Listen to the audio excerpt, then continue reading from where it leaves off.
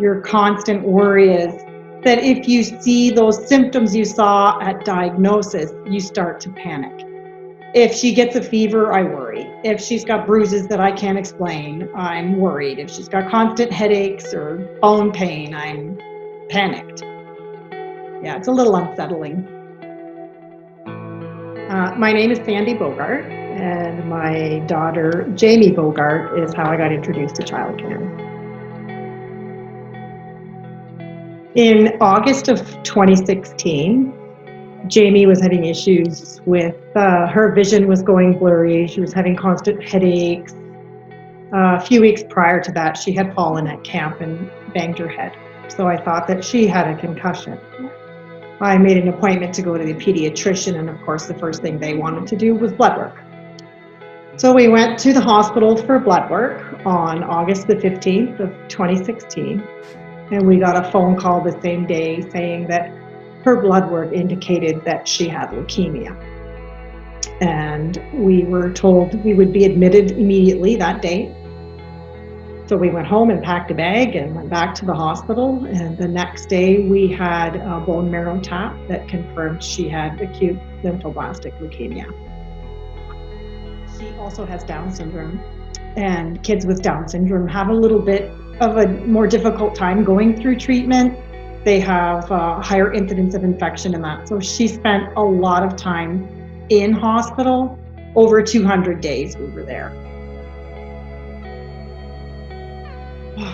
I think it would have been harder in general to navigate the whole system of what happens when your child gets cancer. You know, that you get admitted that day and that certain tests happen and that surgery happens and all those things that you know nothing about, that you can ask. Child Can always has somebody, another parent or Renee, that can give you the information you're looking for or give you a shoulder to cry on. And if I didn't have that network of families, I would be lost. So I think networking with other families is an important part of going through childhood cancer. Unfortunately, it's kind of like, I refer to it as the best club you never wanted to belong to. Really, because all of those families go through the same kind of pain and mental anguish and emotional and physical exhaustion. You can relate to those families and those parents on a completely different level than you can with anybody else. Without Child Can, the financial impact certainly would have been a lot worse. And also that they have an important role in funding for research that some of the oncology team from LHSC is doing by particularly Dr. Zorzi, is a very important objective for us parents who have been there. When we were nearing the end of treatment, Jamie really loved having music therapy while she was in hospital.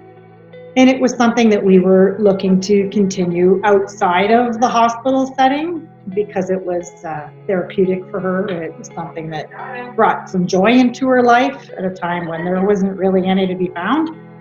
And Child Can also helped pay for some of those music therapy lessons for a little while so that we could keep that form of therapy going at home. The end of treatment is both joyful and super scary, all wrapped up into one. Yeah.